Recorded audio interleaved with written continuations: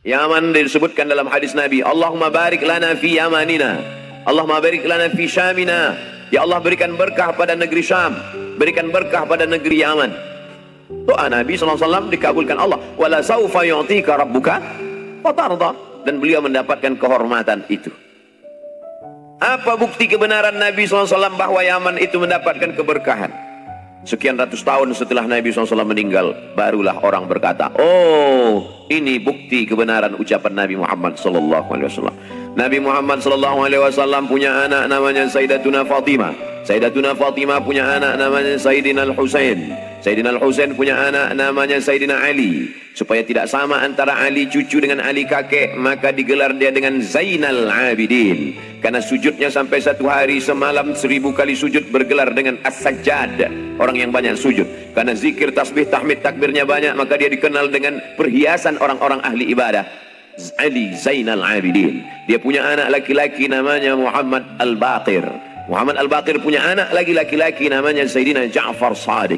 Sayyidina Ja'far Shadiq punya anak laki-laki namanya Sayyidina Ali Al-Uraidi. Sayyidina Ali Al-Uraidi punya anak laki-laki namanya Sayyidina Muhammad An-Naqib.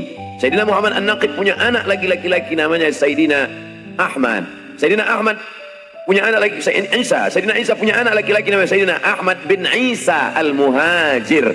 Disebut dia Al-Muhajir karena dia pindah dari Baghdad, Irak menuju Tarim, Hadramaut, Yaman. Lalu kemudian dari Sayyidina Ahmad bin Isa Al-Muhajir inilah lahir para ulama-ulama besar yang ilmunya sampai ke atap. Atap itu bahasa Arabnya saqaf. Orang yang ilmunya sampai ke atap maka disebut dia dengan as-saqaf. Orang Indonesia susah menyebut as-saqaf. Siapa dia? As-segaf.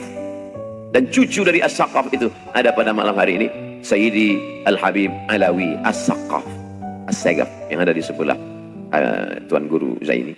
Lalu kemudian Al-Idrus, lalu kemudian Al-Haddad, lalu kemudian Al-Jifri, lalu kemudian bin Yahya, lalu kemudian salah satunya adalah bin Syihab. Salah satu keturunan bin Syihab itu, itulah dia Al-Habib Rizik Syihab. Dan kita semua adalah pencinta para habaib keturunan Rasulullah SAW. Dan Tuan Guru Zaini, sanad keilmuan beliau bersambung dengan para habaib itu. Karena para habaib itu berkumpul, maka ada orang yang memanggil ya Tarim wa ahlaha, ya Tarim wa ahlaha. Karena penghuni Tarim itu adalah terdiri dari para ala inna awliya Allah la khawfun alaihim wa la hum yahzanun.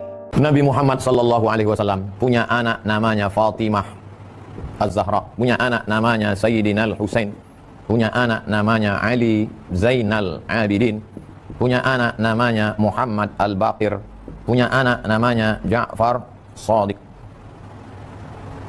punya anak namanya Ali Uraidi, punya anak namanya Muhammad Naqib, punya anak namanya Isa, punya anak namanya Ahmad. Ahmad bin Isa Al-Muhajir. Nampak? Ahmad bin Isa Al-Muhajir. Kenapa dia disebut Al-Muhajir? Karena dia pindah dari Baghdad ke Yaman. Pindah dia dari Baghdad ke Yaman. Nama kampungnya di Yaman itu Tarim, Hadramaut.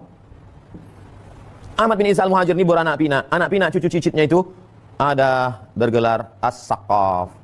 Karena susah orang Indonesia menyebut As-Saqaf. Siapa namanya? As-Segaf. Ada nama anak cucunya itu bergelar Al-Attas. Karena susah menyebut Al-Attas. Siapa namanya? Al-Atas. Ada nama anak cucunya itu namanya bin Syihab, Habib Rizik Syihab. Ada nama anak cucunya itu bin Yahya, Habib Lutfi bin Yahya. Ada nama anak cucunya itu bin Smith, Habib Bahar bin Smith. Ada anak cucunya itu, berapa semuanya marga-marga ini Pak Ustadz? 70 marga.